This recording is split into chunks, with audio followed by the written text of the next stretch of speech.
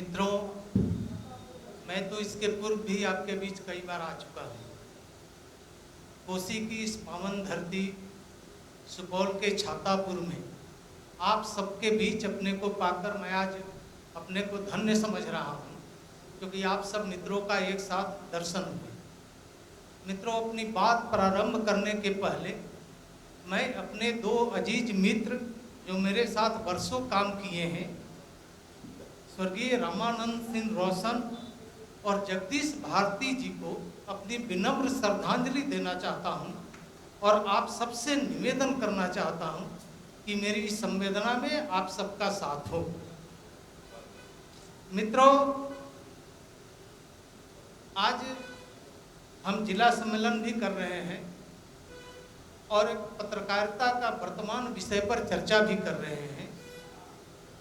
मैं पहले पत्रकारिता का वर्तमान इस पर चर्चा करूंगा और फिर बाद में कुछ संगठनात्मक बातें होगी और जिला इकाई के गठन और जिला सम्मेलन को पूर्ण करने की दिशा में हम लोग काम करेंगे।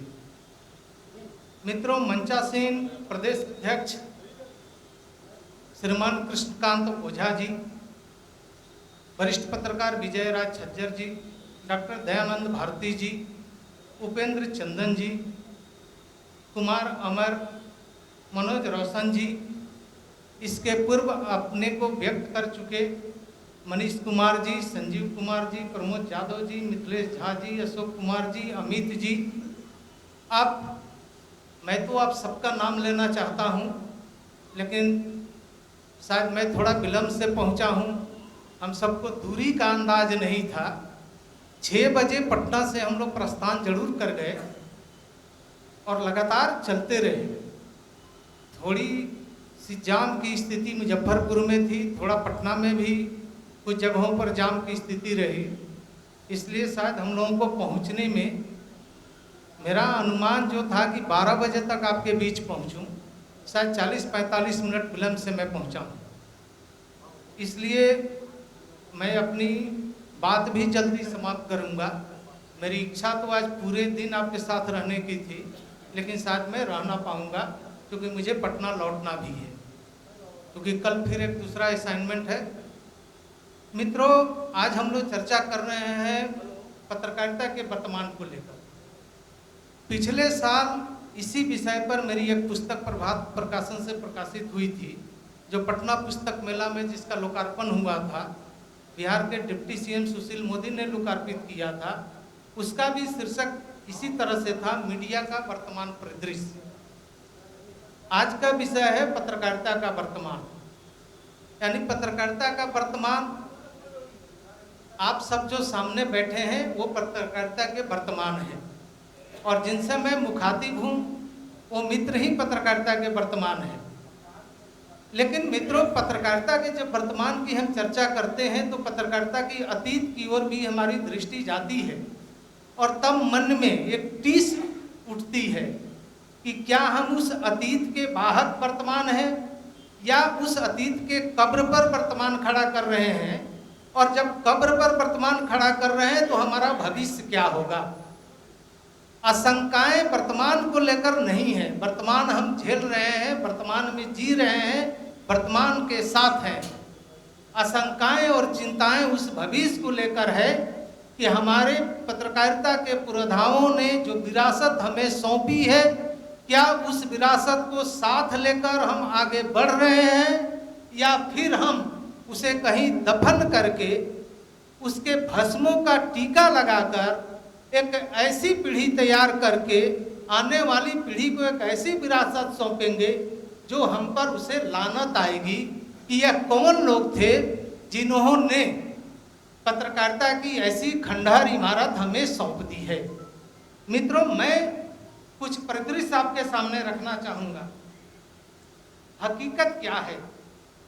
कहने के लिए पत्रकारिता बहुत समृद्ध हुई है। वैश्विक स्तर पर, राष्ट्रीय स्तर पर अगर हम अपने देश की चर्चा करें तो इस देश में टीवी चैनलों की संख्या 881 है जो रजिस्टर्ड है। इसमें न्यूज चैनल है 387, न्यूज और कंटेंट अफेयर्स के चैनल है 494। इसी तरह अखबारों की अगर हम बात करें तो प्रिंट मीडिया में बढ़ोतरी तो हो रही है। कुल पब्लिकेशन प्रिंट मीडिया का जो है वो 1,10,851 पब्लिकेशन है। हिंदी अखबार और पत्र पत्रिकाओं की संख्या 44,557 है। अंग्रेजी के 14,083 हैं। दैनिक अखबार इनमें 10,851 है। पाक्षिक साप्ताहिक पत्र पत्रिकाएं 16,136 हैं। और हिंदी अखबारों का प्रसार या एबीसी की रिपोर्ट के अनुसार, एबीसी की रिपोर्ट अप्रैल से जुलाई 2019 के है। इसके अनुसार 31,44,55,106 प्रतियों का दैनिक प्रसार है। अंग्रेजी का 6,54,13,000 है। मित्रों, समाचार पत्रों प्रिंट मीडिया, थोड़े दिन पहले एक पुस्तक मुझे पढ़ने का मौका मिला था। रॉबिन जेफरी की वो पुस्तक थी जिसमें उन्होंने लिखा है। रॉबिन जेफरी बीबीसी के साउथ एशिया के रिपोर्टर थे। लंबे समय तक भारत में उन्होंने रहकर पत्रकारिता की। उन्होंने एक पुस्तक लिखी है, इंडियाज न्यूज़पेपर रिवोल्यूशन। उन्होंने एक उसमें सवाल का समाधान भी किया है कि why India's newspaper growing fastly, भारतीय समाचार पत्र तेजी से आगे क्यों बढ़ रहे हैं। तो एक निष्कर्ष है, यह दिसंबर 2019 का निष्कर्ष है कि प्रिंट मीडिया में 5.13% की ग्रोथ रेट है, वृद्धि है। यह ग्रोथ रेट क्या है? दरअसल यह ग्रोथ रेट उस लोएस्ट डोमिनेशन में है। आज कोई भी अखबार अपनी गुणवत्ता की वजह से नहीं, अपने कंटेंट की वजह से नहीं, बल्कि उसको प्रोडक्ट बना के ब्रांडिंग की वजह से वो लोएस्ट डोमिनेटर में, वो ऐसे क्षेत्र में जहां अब तक उसकी पहुंच नहीं थी, वहां पर वो फैल रहा है। इसका कोई बहुत गुणात्मक असर समाज पर नहीं हो रहा है, लेकिन ये वृद्धि है। लेकिन एक दूसरा पहलू भी है जो पिछले 6 महीना में हम सब लोगों ने झेला है। वो पक्ष है कोरोना काल, कोरोना संकट। और सबसे दुखद यह है कि आप सब पत्रकारिता के वर्तमान हैं, इसलिए मैं अपने इस अनुभव को, इस डेटा को आपसे साझा कर रहा हूँ। इस कोरोना काल के 6 महीने में पूरे देश में 6,500 पब्लिकेशन बंद हुए हैं। पूरे देश में 56,000 पत्रकारों की छटनी हुई है और पत्रकारों पर आश्रित 2.5 लाख लोगों का जीवन संकट में पड़ा है। 14 पत्रकारों ने इस कोरोना पीड़ित होने के कारण आत्महत्या की है। कुछ पत्रकारों ने, 8 से 10 पत्रकारों ने जो महानगरों में हैं, उन्होंने नौकरी जाने के भय, नौकरी जाने की आशंका और नौकरी जाने के कारण सुसाइड कमिट किया है। यह एक भयावह स्थिति है, एक दुखद स्थिति है जो इस पत्रकारिता के वर्तमान पर जब भी हम चर्चा करते हैं हमारे रोंगटे खड़े हो जा रहे हैं। मित्रों, यह पत्रकारिता का वर्तमान है जिसका मैंने एक मोटे तौर पर खाका रखा है।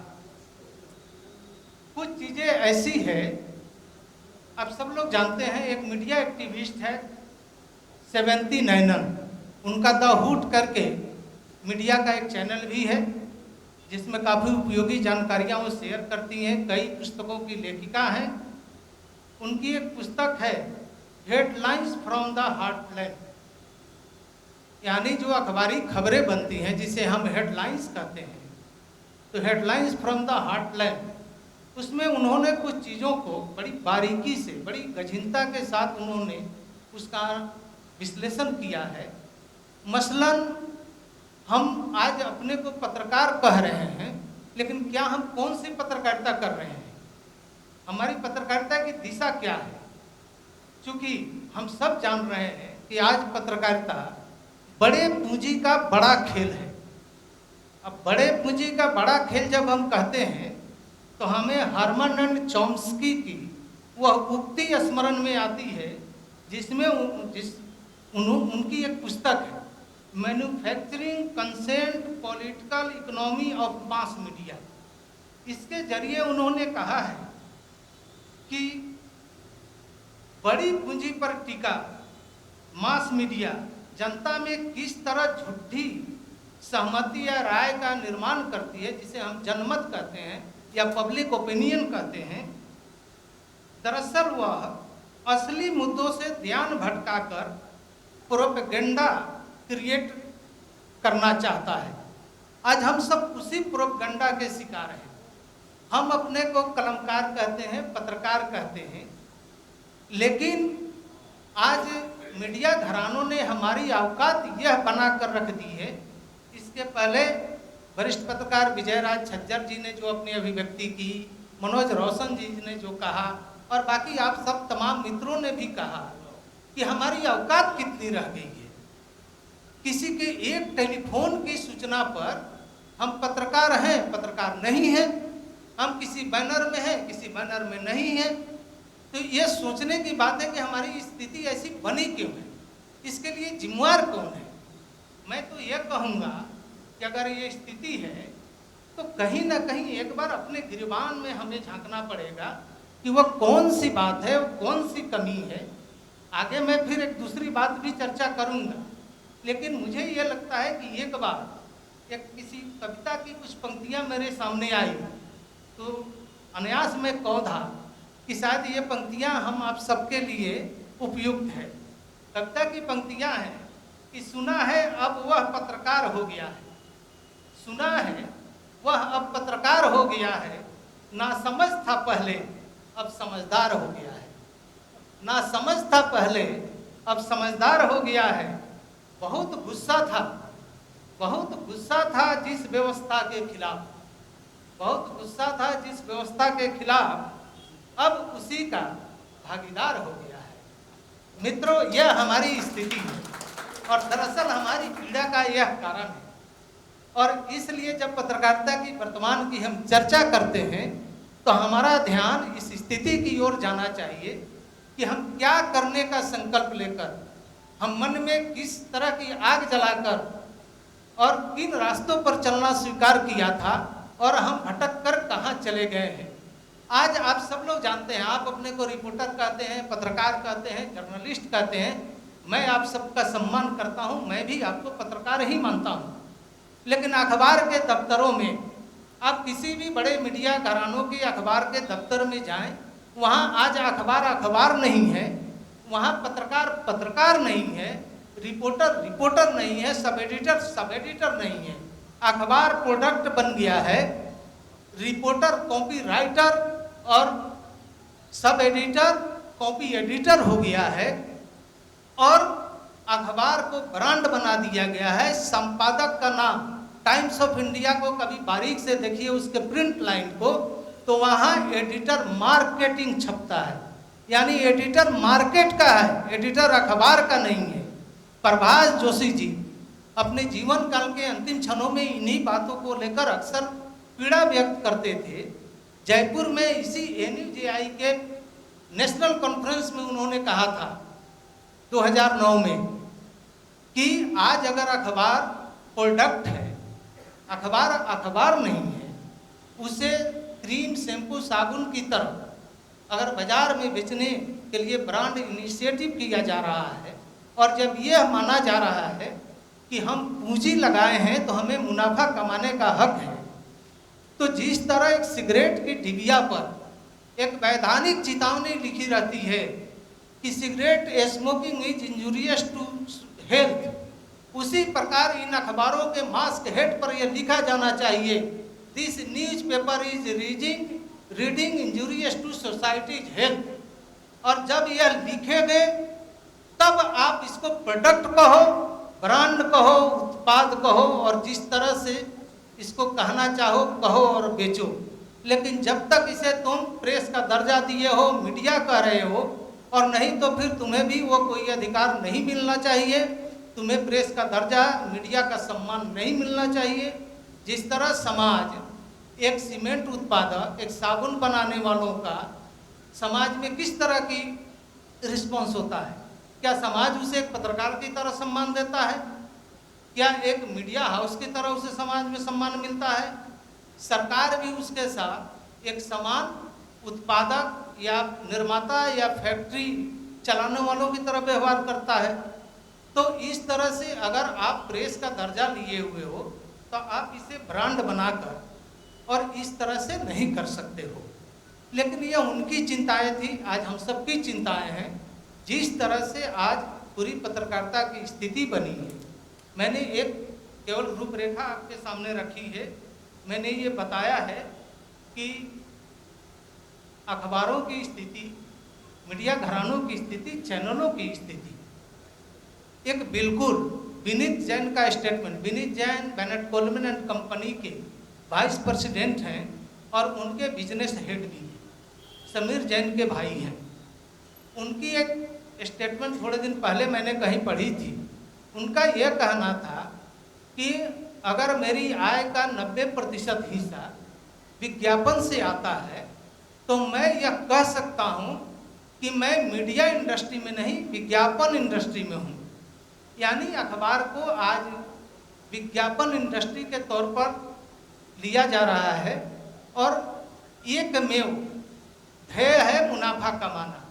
अब इसके लिए पत्रकारों की जितनी बलि ले ली जाए, समाज का जितना हित कर दिया जाए, लोकतंत्र के नाम पर जितनी अंधरगर्दी मचा दी जाए, क्योंकि इस मुनाफा के दौर में, मुनाफा के खेल में यह माना जा रहा है कि जिस तरह किसी ने कहा कि युद्ध और प्रेम में सब कुछ जायज है, उसी तरह आज बाजार और मुनाफे के खेल में सब कुछ जायज मान लिया गया है। मेरी इससे सहमति नहीं बनती है। मैं ऐसा मानने के लिए तैयार नहीं हूँ कि आप बाजार और मुनाफे के लिए कुछ भी कर ले और हम चुप रहेंगे। हम चुप नहीं रहेंगे, हम बोलेंगे, आप सबकी ओर से बोलेंगे, आप सबके साथ बोलेंगे। और यह जो एक बड़ा खेल है, इसे हमें उजागर करना पड़ेगा, हमें बोलना पड़ेगा। मित्रों, हम इसलिए कहते हैं कि हम वो कलम नहीं है जो बिक जाती है दरबारों में। हम शब्दों की दीपशिखा है अंधियारे चौबारे में। हम बानी हैं, राजदूत हैं, सच पर मरने वाले हैं, डाकू को डाकू कहने की हिम्मत करने वाले हैं। इसलिए मित्रों, अगर कोई हमारे हक की डकैती करेगा तो हम उसे डाकू ही कहेंगे, हम उसे अपना अन्नदाता या भाग विधाता नहीं मानेंगे। इसलिए मित्रों, आप सबसे मैं ये गुजारिश करूंगा, यह बात मैं आपसे आज ये निवेदन करने आया हूँ कि सहज बात ये साफ समझ लो, धरती सुरभित धरती का कनकन है, ब्याल डाल पर भले रहे पर चंदन तो फिर भी चंदन है। उनकी फितरत तिकड़म दलाली, अपने पास कलम का धन है। मित्रों, आप सबके पास कलम का धन है। हम इसी गर्व के साथ, इसी अभिमान के साथ अपने इस पेशा की गरिमा को, अपने अतीत को आगे बढ़ाएंगे, अपने वर्तमान को भी सुधारेंगे। अब एक चीज़ है, कहीं ना कहीं हमारे मन में एक निराशा है, हम संकटों में हैं। यह बात सही है कि संकट गहरा है, चुनौतियां हैं, कई तरह की स्थितियां ऐसी बनी हैं। हम नौकरी को लेके, हम अपने कलम को लेकर, हम कब तक रिपोर्टर हैं, कब नहीं हैं, ये तमाम तरह की आशंकाएं हैं।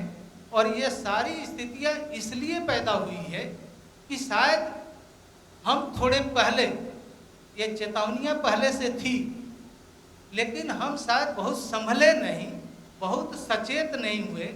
आज भी हम एक बड़े दुष्चक्र के शिकार हैं। वो दुष्चक्र क्या है? हम ब्रांड में बटे हुए हैं, हम मीडिया घरानों में बटे हुए हैं, हम टाइटल में बटे हुए हैं। और कई मित्रों ने चर्चा की, मुझे सुन के बड़ा दुख हुआ कि शायद हम जाति की बात करने लगे हैं। हम पत्रकार हैं, हमें भूल गए कि हमारी बस केवल एक बिरादरी है, हमारा बस केवल एक कुल है, एक गोत्र है। लेकिन हम ये कहने लगे कि हम फलना जाति के पत्रकार हैं, वो फलना जाति के पत्रकार है। मित्रों, ये बहुत गहरी साजिश है। इसमें अगर आप फंस गए तो ना आप अपना भला कर पाइएगा, ना पत्रकारिता का भला कर पाइएगा, और पत्रकार बिरादरी का भला कर पाइएगा। इसलिए मेरी आप सबसे गुजारिश है, करबद्ध प्रार्थना है कि कम से कम यह कॉरपोरेट साजिश है आपको बांटने की। जिस तरह कॉरपोरेट साजिश हुई सैटेलाइट एडिशन का, अखबारों का कंसंट्रेट एडिशन नहीं निकाल के सैटेलाइट एडिशन निकाल गया, यानी सुपौल जिसे आप बहुसंस्करण कहते हैं, यह बहुसंस्करणों का संजाल क्यों बुना गया? यह बड़े पूंजी का खेल है। चॉम्स्की ने जो कहा था कि बड़े पूंजी क्या करता है, बड़े पूंजी प्रोपगंडा खड़ा करता है। तो 500 करोड़ लगा के अखबार के धंधे में उतरने वाले बड़े पूंजी वालों ने अखबारों के सैटेलाइट एडिशन के जरिए बिजनेस का एक मॉडल खड़ा किया। यह बिजनेस मॉडल क्या है? यह बिजनेस मॉडल है कि सुपौल की खबरें सहरसा में नहीं पढ़ी जाए, पटना की खबरें वैशाली में नहीं पढ़ी जाए, और वैशाली की खबरें छपरा में नहीं पढ़ी जाए, क्योंकि जब सूचनाएं विखंडित होगी, सूचनाएं बंट के जाएगी, तो आपकी आवाज़ कुंद होगी। दरअसल आज हम सबको सूचना चाहिए। सूचना क्यों चाहिए? कोई कहता है कि पत्रकारिता पर संकट है, मेरी इससे सहमति नहीं बनती है। मित्रों, पत्रकारिता पर संकट नहीं है। संकट अगर कहीं है तो उस गोरख धंधे पर संकट है जिसकी ओर हम सब इशारा कर रहे हैं। पत्रकारिता अक्षुण रहेगी। पत्रकारिता क्या है? सूचनाओं का आदान प्रदान, सबकी खबर ले, सबको खबर दे, ये पत्रकारिता है। इस पर कभी संकट नहीं आने वाली है। इसके रूप बदलेंगे, स्वरूप बदलेंगे, प्रौद्योगिकी बदलेगी, तकनीक बदल जाएगा, हमारे उपकरण बदलेंगे, अखबारों के ई एडिशन आ जाएंगे, सैटेलाइट एडिशन आएंगे, मोबाइल संस्करण आएंगे, लेकिन पत्रकारिता जिंदा रहेगी, पत्रकारिता होती रहेगी, क्योंकि हम सबको सूचना चाहिए। सूचना किस लिए चाहिए? सूचना जीने के लिए चाहिए, सूचना जिंदगी संवारने के लिए चाहिए, सूचना अपने करियर बनाने के लिए चाहिए, सूचना हमें एक से दूसरे जगह जाने के लिए चाहिए। सूचना प्रवाह को कोई भी ताकत नहीं रोक सकती है, और आज के साइबर स्पेस की दुनिया में तो कोई भी नहीं। इसके कुछ खतरे जरूर हैं। इंटरनेट की दुश्वारियां हैं, फेक न्यूज हैं, अफवाहें हैं, लेकिन इसके बावजूद सूचनाएं हमारी मुट्ठी में है, और इससे हमको कोई वंचित नहीं कर सकता है। इसलिए मेरा अटल विश्वास है पत्रकारिता सुरक्षित रहेगी। खतरा संस्थागत पत्रकारिता पर है, परंपरागत पत्रकारिता पर है। हमारी सोच ये होनी चाहिए कि इसे हम कैसे उभरें, इसे कैसे बचाएं। हमारा एक संकल्प होना चाहिए, और यह सब कुछ, यह खेल बड़ा है। हम जितना सचेत रहेंगे, जितना एक रहेंगे, एकजुट होकर, एकताबद्ध होकर प्रयास करेंगे, तभी हम इस खतरों से, इस संकट से अपने को बचा सकते हैं और अपनी इस पेशा की रक्षा कर सकते हैं। क्योंकि 200 वर्षों के हिंदी पत्रकारिता और करीब 250 वर्षों के भारत में अंग्रेजी पत्रकारिता की शुरुआत के इस दौर में शायद यह दौर सबसे कठिन है, जब पत्रकारिता के अस्तित्व को लेकर सवाल गढ़े जा रहे हैं, सवाल खड़े किए जा रहे हैं। लेकिन मेरा मानना है, आप सब जानते हैं, आज मीडिया घरानों की पूरी पूंजी, मीडिया घरानों की पूरी कमान, इस देश में 9 मीडिया घराने ऐसे हैं जिनके हाथों में पूरा इलेक्ट्रॉनिक मीडिया है, और 9 ही मीडिया घराना ऐसा है जो पूरे प्रिंट मीडिया को कंट्रोल कर रहा है।